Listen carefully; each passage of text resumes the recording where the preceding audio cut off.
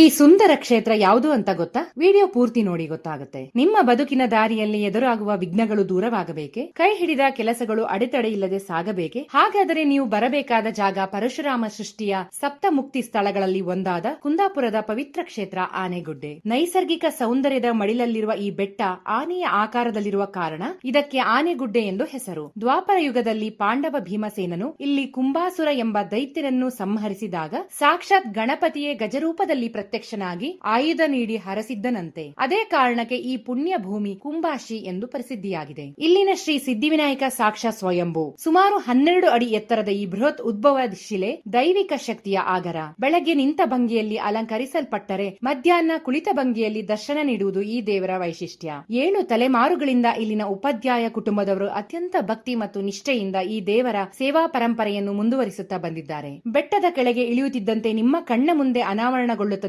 ಮತ್ತೊಂದು ಅದ್ಭುತ ಲೋಕ. ಅದುವೇ ಸರೋವರದ ಮಧ್ಯದಲ್ಲಿ ಕಂಗೊಳಿಸುವ ಶ್ರೀ ಹರಿಹರ ಮಹಾಲಿಂಗೇಶ್ವರ ದೇವಸ್ಥಾನ. ಹರಿ ಮತ್ತು ಹರ ಇಬ್ಬರು ಒಂದೇ ವಿಗ್ರಹದಲ್ಲಿ ನೆಲೆಸಿರುವ ಈ ಕ್ಷೇತ್ರ ನೋಡಲು ಕೈಲಾಸದಂತೆಯೇ ಭಾಸವಾಗುತ್ತದೆ. ಜಲ ಮಧ್ಯದಲ್ಲಿರುವ ಶಿವನನ್ನು ಪ್ರಶಾಂತ ಕೆರೆಯ ಹಸಿರಿನ ನಡುವೆ ನೋಡುವುದೇ ಒಂದು ಯೋಗ.